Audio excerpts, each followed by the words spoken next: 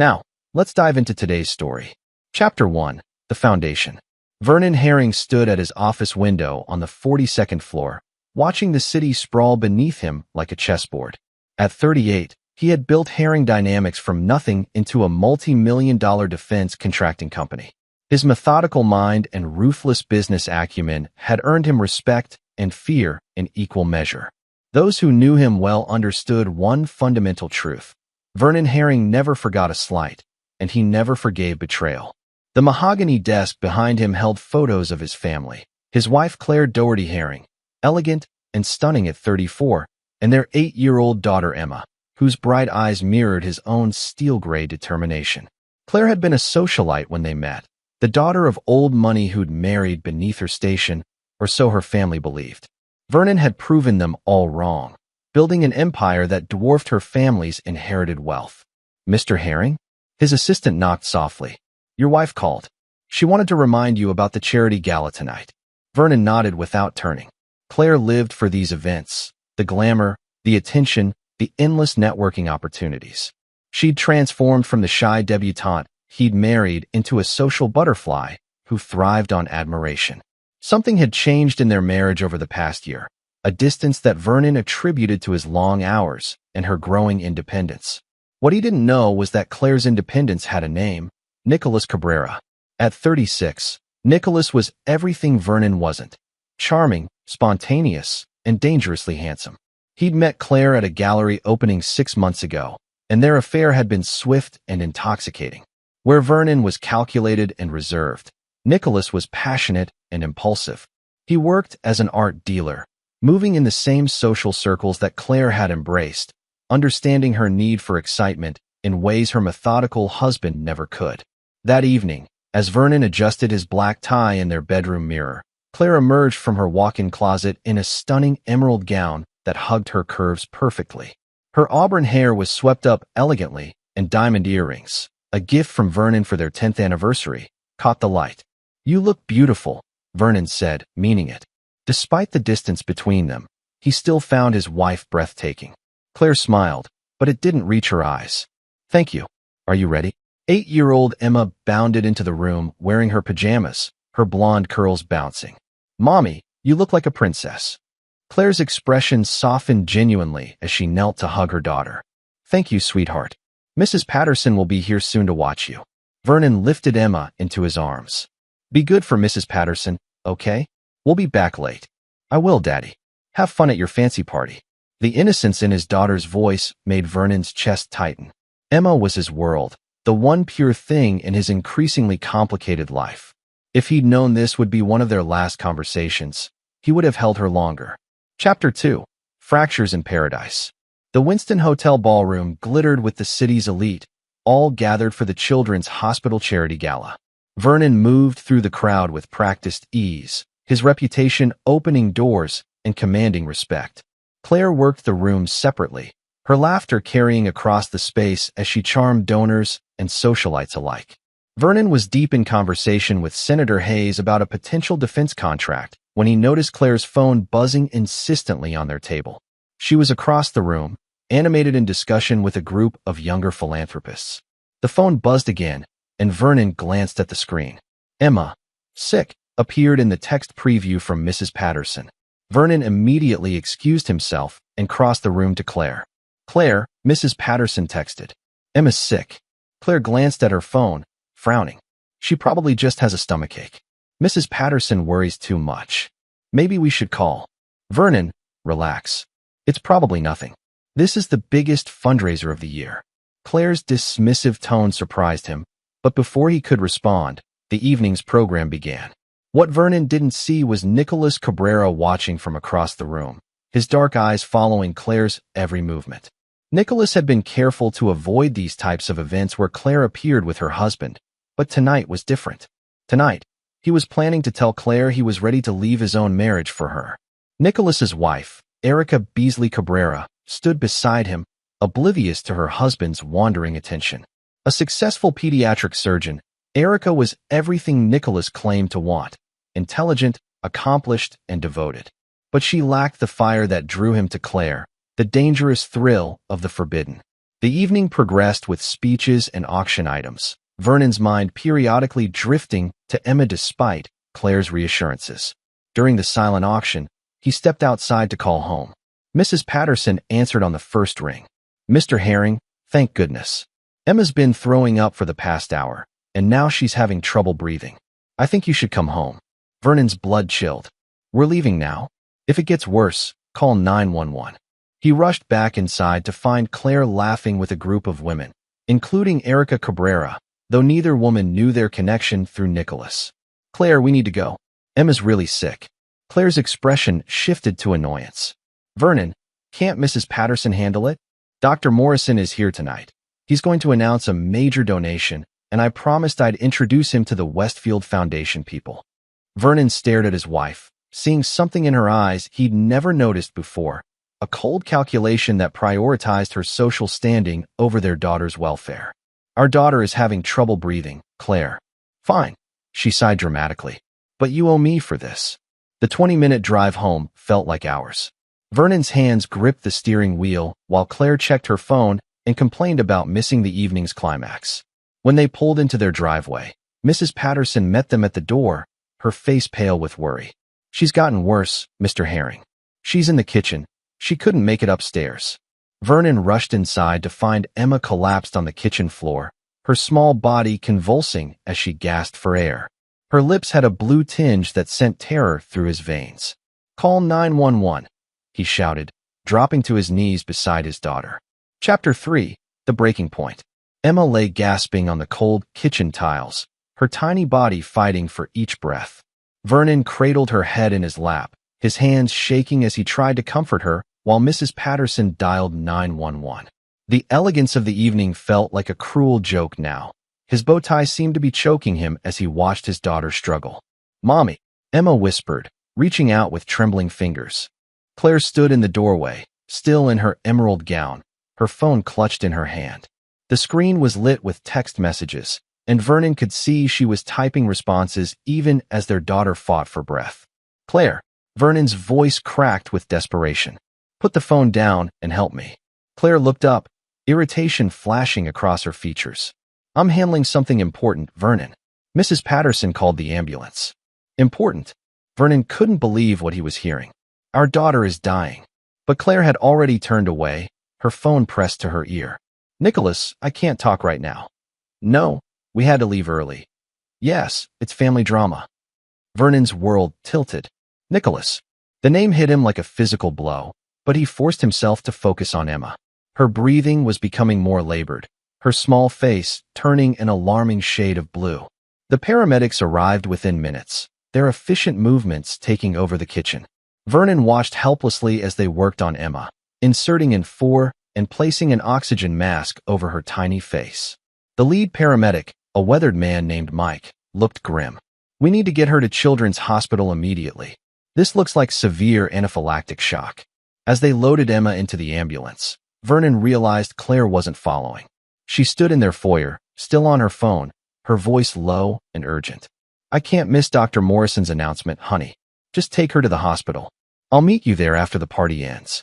Vernon felt something inside him break, not just crack, but shatter completely. His wife was choosing a social event over their dying daughter's life. He watched her grab her purse and head for the door, her heels clicking against the marble floor with callous determination. "Where are you going?" Vernon's voice was barely controlled. "Back to the gala. Dr. Morrison specifically requested I introduce him to the board members. This could mean millions for the hospital foundation, Vernon. I can't just abandon my commitments." She kissed his cheek perfunctorily and walked out, leaving Vernon to climb into the ambulance alone with their daughter. The next 3 hours blurred together in a nightmare of sterile hallways, frantic doctors, and machines that beeped ominously. Vernon never left Emma's side, holding her small hand as teams of specialists worked to save her life. Dr. Sarah Chun, the attending pediatrician, explained that Emma had gone into severe anaphylactic shock, likely triggered by a new medication Mrs. Patterson had given her for what seemed like a simple fever. "We're doing everything we can, Mr. Herring," Dr. Chun said gently. But the reaction was severe, and the delay in treatment. Vernon's phone buzzed with texts from Claire complaining about having to make excuses for his absence. Photos from the gala flooded social media, Claire smiling and posing with donors, her earlier concerns about Emma apparently forgotten entirely. At 11:47 p.m., the machines flatlined. Dr. Chin appeared at Vernon's side, her face grave with compassion and defeat. "I'm so sorry, Mr. Herring. We did everything we could, but we couldn't save her. The anaphylactic shock caused too much damage to her respiratory system." Vernon stared at his daughter's peaceful face, so small on the hospital bed. Emma looked like she was sleeping, her blonde curls spread across the pillow. The rage that built in his chest was unlike anything he'd ever experienced, cold, calculating, and absolute. He called Claire with trembling fingers. "Vernon, finally, you'll never guess what happened. Dr. Morrison donated $12 million. And the Westfield Foundation wants to partner with us on the new wing. I'm at the after party at the Meridian Club with all the major players." This night turned out even better than. "Emma's dead." The line went silent for a moment. Then Vernon heard Claire's laughter in the background, champagne glasses clinking. "What did you say? I can barely hear you over the music." "Our daughter is dead, Claire. Emma died 20 minutes ago." Another pause, then Claire's voice returned, annoyed rather than anguished. "That's not funny, Vernon. Stop being dramatic. I'll be home in a few hours." The line went dead. Vernon sat in the hospital chair beside Emma's body, staring at his phone. His wife was laughing. Their daughter had just died, and Claire was laughing at a party. The sound echoed in his memory, mixing with Emma's final whispered, "Mommy," to create a symphony of betrayal that would drive everything he did from this moment forward. As he signed the paperwork and made arrangements with the funeral director, Vernon Herring began to plan. The methodical mind that had built an empire would now be turned toward a different purpose: the complete and utter destruction of everyone who had betrayed his daughter's memory. And Claire had no idea what he would do next. Chapter 4. The Hunt Begins. 2 weeks after Emma's funeral, Vernon sat in his study, surrounded by grief and rage. The service had been a small affair. Claire had insisted on limiting the guest list to avoid overwhelming attention during her period of private mourning. What she really meant was that a large funeral would interfere with her social calendar. Vernon had watched his wife play the grieving mother perfectly, accepting condolences with practiced grace while checking her phone for messages. The same phone that had been more important than their dying daughter. The same phone that contained secrets Vernon was now determined to uncover. His home office felt different now, transformed from a workspace into a war room. Vernon had always been thorough in business, but grief had sharpened his focus to a razor's edge. Emma's empty room down the hall served as a constant reminder of what he'd lost and why he could never forgive. The investigation began with Claire's phone records, easily obtained through his corporate connections. What he found confirmed his worst suspicions. For 6 months, Claire had been in constant contact with Nicholas Cabrera, hundreds of texts, calls at odd hours, and deleted message threads that Vernon's IT specialist had recovered. The messages painted a picture of a woman he barely recognized. Claire described their marriage as suffocating and Vernon as emotionally absent. She fantasized about leaving him for Nicholas, about starting fresh with someone who understood her passion for life. Most damning was a text sent 3 days before Emma died. "I can't wait much longer, Nicholas. I need to be free of this life." Vernon studied Nicholas Cabrera's background with the same methodical approach he used for business acquisitions.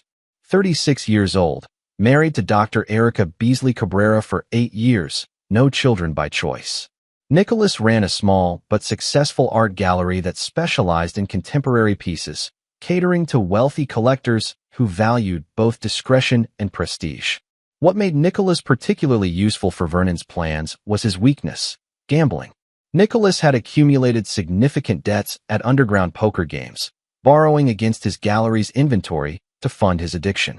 His marriage to Erica provided financial stability, but his affair with Claire offered something more dangerous: excitement. Vernon's first move was subtle. Through a shell company, he began purchasing pieces from Nicholas's gallery, always paying above market value and expressing interest in larger acquisitions. To Nicholas, Vernon Herring was simply another wealthy collector who appreciated fine art. The irony wasn't lost on Vernon that he was funding the lifestyle that had stolen his wife. Meanwhile, Claire seemed oblivious to Vernon's knowledge of her betrayal. She maintained her routine of charity events and social gatherings, though Vernon noticed she'd become more secretive about her schedule. She spent longer on her phone, took more errands that lasted hours, and showed less interest in maintaining even the facade of their marriage. The breaking point came when Vernon discovered Claire's plans for Emma's memorial fund. Instead of the scholarship program they'd discussed, Claire had redirected the donations toward a new wing at the Museum of Fine Arts, a project that would prominently feature Nicholas's gallery as the exclusive art procurement partner. Vernon realized with crystal clarity that his wife was using their daughter's death to advance her affair. The betrayal was so complete, so callous, that it crystallized his resolve. Claire and Nicholas wouldn't just lose their relationship, they would lose everything. He began with Dr. Erica Beasley Cabrera. Chapter 5. The Doctor's Dilemma. Dr. Erica Beasley Cabrera was everything Vernon had expected from Nicholas's wife: brilliant, dedicated, and completely unaware of her husband's betrayal. At 34, she headed the pediatric surgery department at Children's Hospital, the same hospital where Emma had died. The irony of the connection wasn't lost on Vernon as he planned his approach. Vernon's first meeting with Dr. Beasley Cabrera was arranged through legitimate channels. As a major donor to Children's Hospital, grief had made him generous with Emma's memorial fund. Vernon requested a consultation about improving emergency response protocols. He wanted to ensure no other child would suffer Emma's fate due to delayed treatment. Dr. Beasley Cabrera met him in her office, a modest space filled with medical journals and photos of successful surgeries. What struck Vernon immediately was her compassion, genuine concern for his loss, professional insight into emergency procedures, and a warmth that made her husband's betrayal even more despicable. "Mr. Herring, I want you to know how sorry I am for your loss," she said, her dark eyes reflecting authentic sympathy. "Emma's case was reviewed by our entire emergency department. Dr. Chun did everything possible given the circumstances." Vernon nodded, playing the grieving father while studying his target. "I understand the medical team wasn't at fault, but the delay in getting her here. If parents were better educated about anaphylactic shock symptoms, maybe other children could be saved." Their conversation lasted 2 hours, covering emergency protocols, parent education programs, and funding initiatives. Dr. Beasley Cabrera was passionate about her work, describing cases where quick action had saved lives and lamenting those where delays proved fatal. "Time is everything in pediatric emergencies," she emphasized. "Minutes can mean the difference between full recovery and—" She paused, realizing the sensitivity of her words. "And death," Vernon finished quietly. "Yes, Dr. Beasley Cabrera. I learned that lesson too late." What Vernon also learned was that Dr. Beasley Cabrera worked late most evenings, often staying until 9 or 10 p.m. to complete surgeries and check on patients. Her dedication to saving children's lives stood in stark contrast to her husband's casual betrayal of their marriage vows. Over the following weeks, Vernon established a pattern of evening visits to discuss the Memorial Fund projects. Dr. Beasley Cabrera, "Please, call me Erica," welcomed his input and commitment to improving pediatric care. She had no way of knowing that Vernon was carefully mapping her schedule, understanding when Nicholas had windows of opportunity for his affair. The information proved invaluable. Nicholas typically visited Claire on Tuesday and Thursday evenings when Erica worked late, and Saturday afternoons when she attended medical conferences. They met at Claire's yoga studio, a private facility that closed early, giving them 3 hours of uninterrupted time. Vernon's second strategic move involved Jackie Glass, his private investigator. Jackie was a former police detective who specialized in discreet surveillance for high-profile clients. She'd helped Vernon with background checks on potential business partners, but this assignment was personal. "I need comprehensive documentation," Vernon instructed Jackie during their meeting at his office. "Photos, videos, audio recordings if possible. I want evidence that would stand up in any legal proceeding." Jackie nodded professionally. "Standard infidelity case. How detailed do you want the documentation?" "Extremely detailed. I want dates, times, locations, and patterns of behavior. I also need background information on Nicholas Cabrera, financial records, business dealings, personal habits. Everything. Time frame. Take as long as necessary to be thorough. I'm not in a rush." Vernon's calm tone belied the fury burning inside him. "But when you're finished, I want enough evidence to destroy them completely. Jackie's investigation revealed the full scope of Claire and Nicholas's relationship. They weren't just having an affair, they were planning a future together. Text messages recovered from Nicholas's phone showed discussions about leaving their respective spouses after the appropriate mourning period for Emma had passed. The casual way they discussed his daughter's death as a timing consideration rather than a tragedy filled Vernon with a cold rage that went beyond simple betrayal. They saw Emma's death as an opportunity, a chance to restructure their lives without the inconvenience of a child complicating their plans. But the most damaging evidence came from audio recordings of their conversations at the yoga studio. Jackie had placed listening devices during a routine maintenance visit, and the conversations they captured revealed the true depth of Claire and Nicholas's callousness. I feel terrible about Emma, of course. Claire's voice was clear on the recording. But Vernon's so withdrawn now. He barely speaks to me. Maybe this is the universe telling us it's time to move forward with our plans. Nicholas's response made Vernon's hands clench into fists. Your daughter's death might actually make the divorce cleaner. Vernon will be so focused on grief, he won't fight as hard for assets. We can be together sooner than we thought. Vernon played the recording 3 times, each repetition strengthening his resolve. They were using Emma's death as a strategic advantage. The betrayal was so complete, so utterly without redemption, that Vernon felt his last vestiges of mercy evaporate. By the end of the month, Vernon had everything he needed: financial records showing Nicholas's gambling debts, photographic evidence of the affair, audio recordings of their callous conversations, and detailed documentation of their plans to abandon their respective spouses. But Vernon wasn't planning a simple divorce. Claire and Nicholas had turned his daughter's death into their opportunity for happiness. Now Vernon would turn their happiness into their destruction. Chapter 6. The Setup. Vernon's plan required patience and precision, qualities that had served him well in business and would now serve him in revenge. The key was making Claire and Nicholas believe their betrayal remained undiscovered while simultaneously positioning them for complete destruction. The first phase involved Claire's trust fund. As part of their prenuptial agreement, Claire maintained access to her family's money through a complex trust structure that Vernon had never bothered to examine closely. Now, with the help of his forensic accountant, Vernon discovered interesting vulnerabilities in the trust's management. Claire's father, Randolph Doherty, had established the trust with specific clauses about moral conduct and family obligations. The language was archaic by modern standards, but legally binding. Adultery, abandonment of family duties, and behavior detrimental to the family name could trigger forfeiture of trust benefits. Vernon arranged a lunch meeting with Randolph at the exclusive Montclair Club. At 72, Claire's father was old-fashioned in his values, but sharp in his business sense. He'd never warmed to Vernon, considering him new money, but he respected his success. I appreciate you taking time to see me, Randolph, Vernon began carefully. I wanted to discuss Claire's memorial fund contributions and some concerns I have about the direction she's taking. Randolph listened as Vernon outlined Claire's plans for the museum wing, carefully omitting any mention of Nicholas while highlighting the departure from their agreed-upon scholarship program. She's been different since Emma's death, Vernon continued, allowing genuine grief to color his voice. Distant, secretive. I'm worried about her judgment during this difficult time. The conversation planted seeds of doubt about Claire's current behavior while positioning Vernon as the concerned husband. Randolph agreed to monitor the trust's expenditures more closely, unknowingly preparing the groundwork for Claire's eventual financial ruin.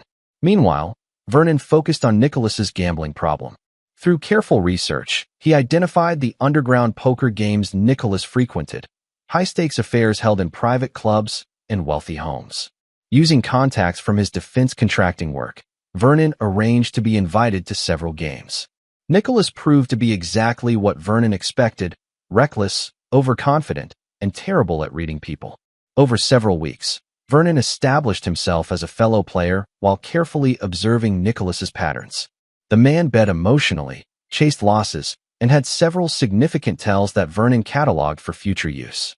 The crucial element was Victor Santini, the man who ran the largest underground poker network in the city. Santini was connected to serious money and serious consequences for players who couldn't pay their debts. Vernon approached him with a business proposition disguised as a personal favor. "I'm looking to host some private games for potential business partners," Vernon explained during their meeting at a downtown restaurant. "High-stakes affairs where deals get made over cards. I'd need your expertise in organizing and managing the games." Santini was intrigued by the prospect of legitimate business cover for his operations. Vernon's reputation and connections offered opportunities for expansion into more respectable circles. They agreed to a partnership that would give Vernon significant influence over the games Nicholas frequented. The third component of Vernon's plan involved Dr. Erica Beasley Cabrera, though she remained unaware of her role. Vernon continued their weekly meetings about Emma's memorial fund, each conversation providing more insight into her marriage and schedule. Erica mentioned in passing that Nicholas had been working late more often, traveling for art acquisitions, and seemed distracted during their limited time together. "Marriage is challenging when both partners have demanding careers," Vernon observed sympathetically. "Claire and I struggled with that balance too." Erica nodded, her expression troubled. "Nicholas used to be more present. Lately, he seems to be somewhere else even when he's home. I keep telling myself it's just stress from the gallery, but—" Vernon offered understanding nods while internally cataloging every detail. Erica's growing suspicions about her husband's behavior would be useful when the time came to reveal the truth. The final element was Claire herself.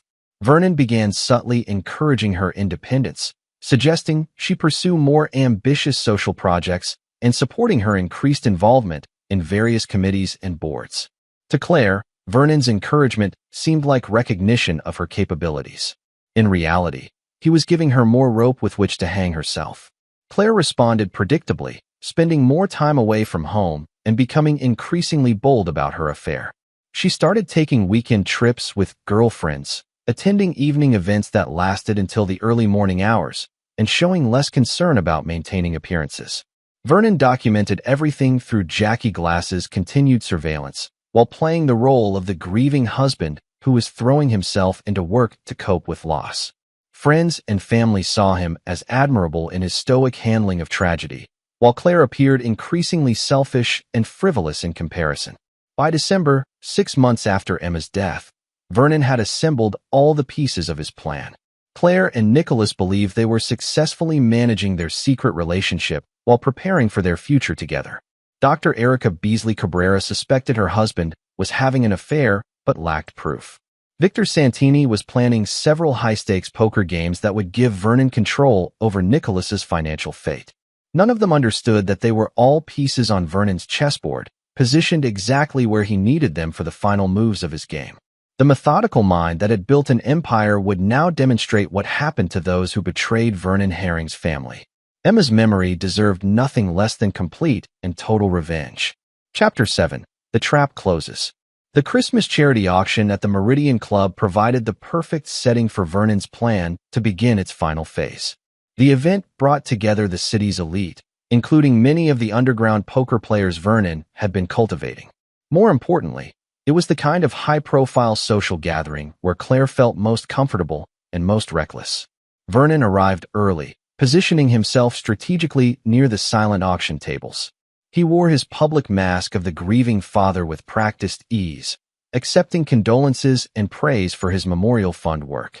Everyone commented on how well he was handling his loss, how admirable his dedication to improving pediatric care had become. Claire arrived 20 minutes later, stunning in a black cocktail dress that was appropriately somber, yet undeniably elegant. She worked the room with renewed confidence, her involvement in the museum wing project having elevated her status among the art community. What she didn't realize was that Vernon had been carefully monitoring every aspect of the project, including its financial irregularities. Nicholas entered separately, as always, accompanied by Dr. Erica Beasley Cabrera. Vernon watched as Nicholas's eyes immediately sought Claire across the room, the hunger in his gaze obvious to anyone who knew what to look for. Erica, resplendent in navy blue, seemed oblivious to her husband's wandering attention as she greeted colleagues and donors. "Vernon, how are you holding up?" Dr. Beasley Cabrera approached with genuine concern. "I know the holidays must be especially difficult. Each day is a challenge," Vernon replied truthfully, though not in the way she imagined. "But the memorial fund work helps. knowing that Emma's legacy might save other children provides some comfort. Their conversation was interrupted by Victor Santini, dressed respectably in a tailored suit that disguised his more dangerous connections. "Mr. Herring, I wanted to thank you again for hosting next week's game. My associates are looking forward to meeting some of your business partners." Vernon nodded politely, aware that several people were listening. "I'm happy to facilitate introductions, Victor. Building relationships is essential in any industry." Dr. Beasley Cabrera excused herself, but Vernon noticed her troubled expression as she glanced toward her husband, who was now engaged in animated conversation with Claire near the bar. The seeds of suspicion Vernon had been carefully watering were beginning to sprout. The evening progressed according to Vernon's expectations. Claire and Nicholas maintained their careful public distance while exchanging meaningful glances and subtle touches when they thought no one was watching. Jackie Glass, positioned as a photographer for the society pages, captured every interaction with telephoto precision. During the auction presentation, Vernon announced a significant addition to Emma's memorial fund, a $1 million contribution that drew gasps of admiration from the crowd. "My daughter loved helping others," he said into the microphone, his voice carrying perfect grief. "This fund will ensure that other children receive the emergency care Emma needed." Claire beamed beside him, basking in the reflected glow of his generosity and the admiring attention of their peers.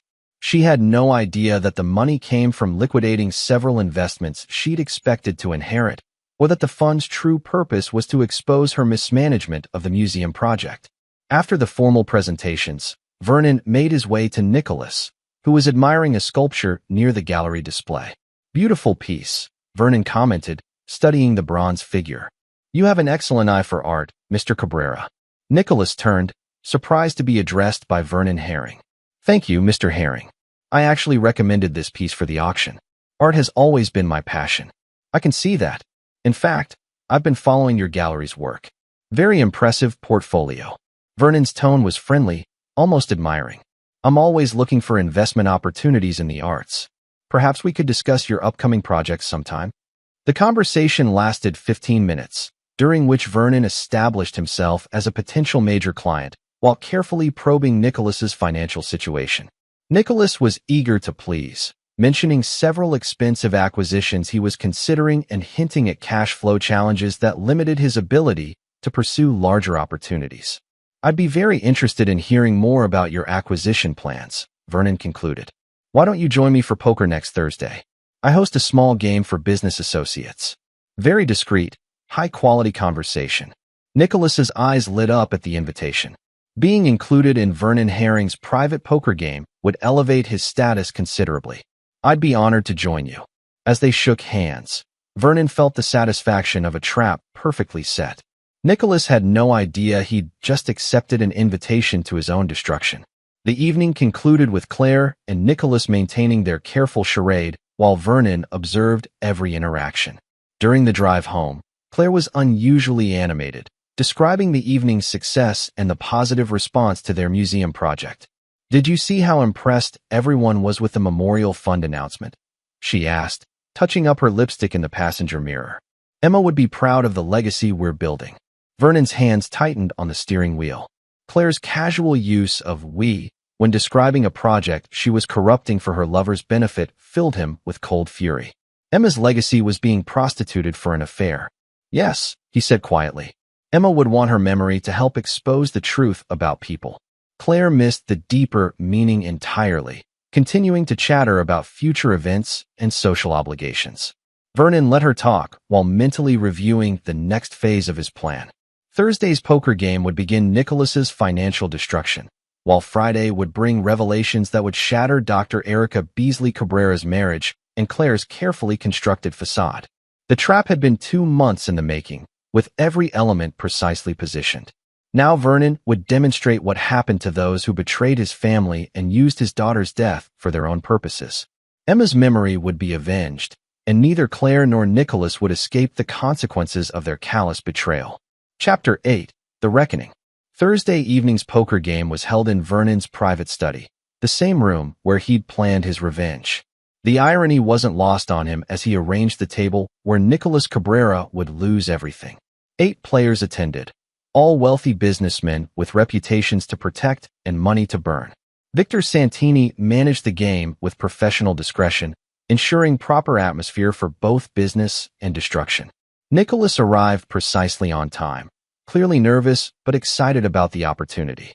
He dressed carefully in an expensive suit that Vernon recognized as being beyond his actual means, another indicator of the financial pressure that would make him vulnerable. "Gentlemen, welcome to our December game," Vernon announced as the players took their seats. "Tonight's stakes are 50,000 buy-in, unlimited rebuys for qualified players."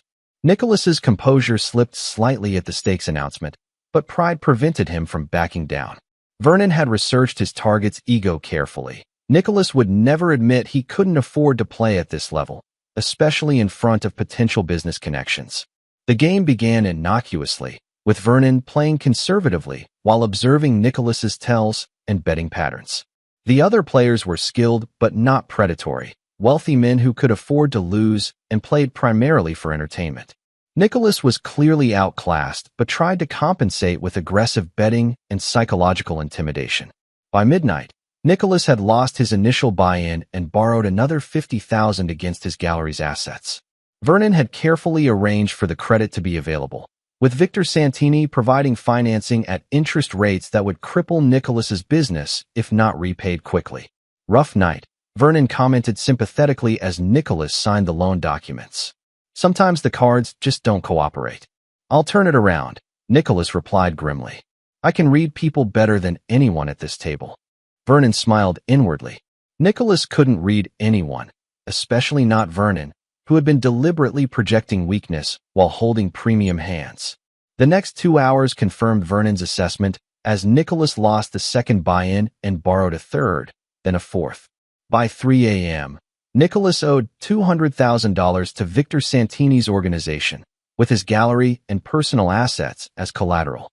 His hands shook as he signed the final loan agreement, sweat beading on his forehead despite the cool temperature. "Don't worry about the timeline," Vernon said quietly as the other players prepared to leave. "Victor's organization is reasonable about repayment schedules, especially for people with good character." Nicholas nodded gratefully, unaware that Vernon controlled every aspect of the debt structure. The loans were designed to be impossible to repay through normal business operations, ensuring that Nicholas would face increasingly desperate choices in the coming weeks. Friday morning brought the second phase of Vernon's plan. Dr. Erica Beasley Cabrera received an anonymous package at her office containing photographs, audio transcripts, and detailed documentation of her husband's affair. Vernon had agonized over involving an innocent woman in his revenge, but Erica deserved to know the truth about her marriage. The evidence was overwhelming and undeniable. Photos of Nicholas and Claire embracing outside the yoga studio, audio recordings of their callous conversations about Emma's death, financial records showing Nicholas using their joint accounts to fund gifts for his mistress. Vernon had included a note explaining that the sender was someone who believed Dr. Beasley Cabrera deserved better than a husband who used their daughter's death as timing for his affair. Jackie Glass monitored Erica's response from across the street. The doctor left work early, driving directly to Nicholas's gallery with the evidence folder clutched in her hands. The confrontation lasted 30 minutes, with raised voices audible from the street before Erica stormed out, leaving Nicholas standing among his art pieces like a broken sculpture himself. Vernon received Jackie's report with grim satisfaction. Erica Beasley Cabrera would file for divorce by Monday, taking half of Nicholas's remaining assets and eliminating his financial safety net. Combined with the poker debts, Nicholas would face complete ruin within weeks. But Vernon wasn't finished. Saturday brought the revelation that would destroy Claire's world. Vernon had arranged for her father, Randolph Doherty, to review the museum project's financial records under the pretense of ensuring proper memorial fund management. What Randolph discovered was systematic embezzlement. Claire had been redirecting memorial donations toward personal accounts and using trust fund money to pay for luxury items that Nicholas presented as gifts. The financial forensics showed a clear pattern of theft and fraud, with Claire using Emma's memorial fund as her personal bank account for affair-related expenses. Hotel rooms, jewelry, weekend trips, all funded through donations meant to honor a dead child's memory. Randolph's call came Sunday morning, his voice shaking with rage and disbelief. "Vernon, I need you to come to my office immediately. We need to discuss Claire's activities with the Memorial Fund." Vernon drove to the Doherty family offices with carefully prepared shock and indignation. Randolph's evidence was damning. Bank records, forged signatures, diverted donations totaling nearly $500,000 stolen from Emma's Memorial Fund. "I can't believe my own daughter would steal from a children's charity," Randolph said, his face gray with shame. "Using her dead child's memory to fund personal luxuries. It's beyond comprehension." Vernon played his role perfectly, expressing horror and betrayal while internally celebrating the completeness of his trap. Claire's theft from Emma's Memorial Fund was the final piece of evidence needed to trigger the trust fund forfeiture clauses and ensure criminal prosecution. "What do we do now?" Vernon asked, his voice heavy with manufactured grief. "The trust is immediately frozen pending investigation," Randolph replied. "And I'm afraid this goes beyond family discipline. Stealing from a registered charity is a felony. Claire will face criminal charges." By Sunday evening, Claire's world was collapsing. Nicholas had confessed the affair to save himself from his wife's divorce proceedings, the trust fund was frozen, and Randolph Doherty had contacted the district attorney about pressing charges for charity fraud.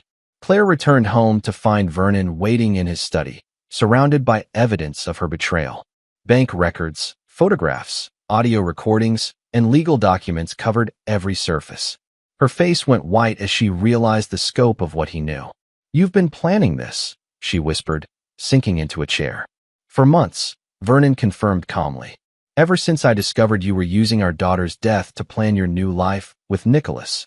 Claire's composure cracked completely. "Vernon, I can explain." "No explanations," Vernon cut her off. "Emma died gasping for breath while you planned your affair.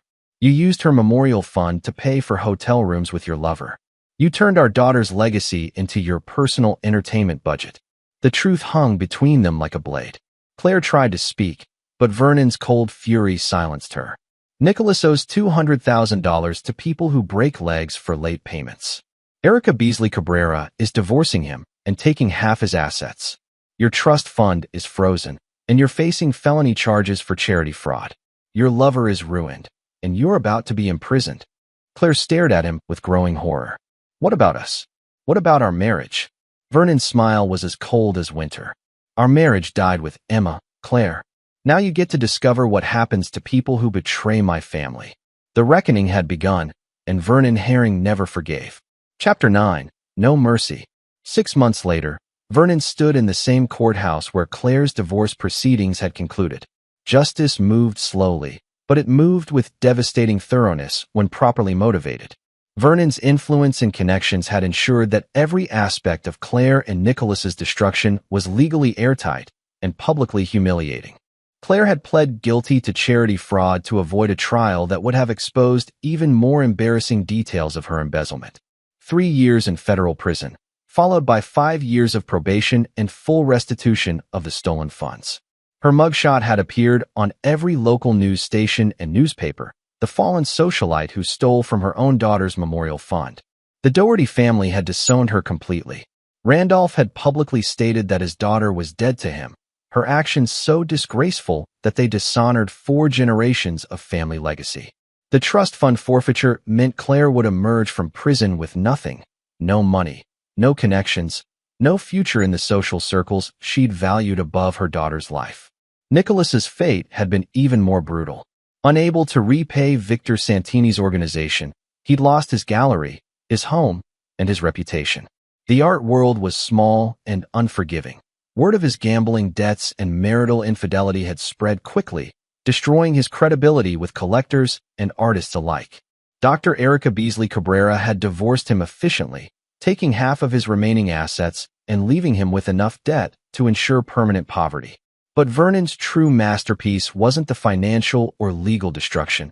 It was the complete social exile he'd orchestrated. Claire and Nicholas had built their affair in the same social circles that now rejected them entirely. Every friend, every business connection, every social outlet they'd valued was permanently closed to them. Vernon had methodically contacted every major family in their social sphere, presenting evidence of Claire's theft from a children's charity and Nicholas's callous attitude toward Emma's death. The recordings of their conversations about using Emma's death as timing for their relationship had particularly horrified people who'd known and loved the little girl. The city's elite operated on reputation and trust. Both Claire and Nicholas were now persona non grata among the only people who'd ever mattered to them. They'd lost not just their money and freedom, but their identity and belonging in the world they'd tried to build together. Vernon had also ensured that their destruction served Emma's memory. The recovered funds had been returned to the legitimate memorial fund, which now provided emergency medical training for parents and faster response protocols for pediatric emergencies. The Emma Herring Foundation had already saved 6 children's lives through better emergency recognition and treatment. Standing outside the courthouse, Vernon felt the satisfaction of perfect justice. Claire and Nicholas had used Emma's death as an opportunity for their happiness. Now Emma's memory had become the instrument of their complete destruction. His phone buzzed with a text from Jackie Glass. Subjects have met for coffee downtown. Both appeared distressed. Limited conversation. Shall I continue surveillance? Vernon typed back, no. Mission complete. There was no need to monitor Claire and Nicholas anymore. They were broken, exiled, and facing years of consequences for their betrayal. They would remember Emma's name every day as they lived with the destruction her memory had brought upon them. Vernon walked to his car, passing a flower shop where he purchased a small bouquet of white roses, Emma's favorite. The drive to Greenwood Cemetery took 20 minutes through streets where Claire would never again be welcome at social events, past the gallery district where Nicholas's name was synonymous with disgrace. Emma's grave was peaceful under the autumn trees, her headstone reading simply, Emma Herring, beloved daughter, her memory lives forever. Vernon placed the roses carefully and sat on the nearby bench he'd had installed for his weekly visits. Justice is done, sweetheart, he said quietly. Mommy and her friend learned what happens when people hurt our family. The wind rustled through the leaves, and Vernon felt something that might have been peace. His daughter's death would never be healed, but it had been avenged. Claire and Nicholas had paid for their callous betrayal with everything they'd valued: money, status, freedom, and future. Vernon Herring had kept his promise to himself and to Emma's memory. He never forgave those who betrayed his family, and he never showed mercy to those who used tragedy for their own gain. As he drove home to his empty house, Vernon's phone showed missed calls from Claire's prison number. He deleted them without listening, just as he'd done for months. Claire would serve her full sentence without parole, and when she was released, she'd find a world where Vernon Herring's influence had ensured she'd never again find comfort or belonging. The methodical mind that had built an empire had proven equally effective at orchestrating complete and total revenge. Emma's memory was honored, her legacy was protected, and her betrayers had paid the ultimate price for their callous disregard of an innocent child's life. Vernon Herring slept peacefully that night, knowing that justice had been served and mercy had been appropriately withheld from those who deserved neither forgiveness nor redemption. Some betrayals could never be forgiven, and some losses demanded absolute retribution. Emma's father had ensured that those who'd wronged her would remember her name for the rest of their lives, not with love, but with the bitter taste of consequences that would never fade.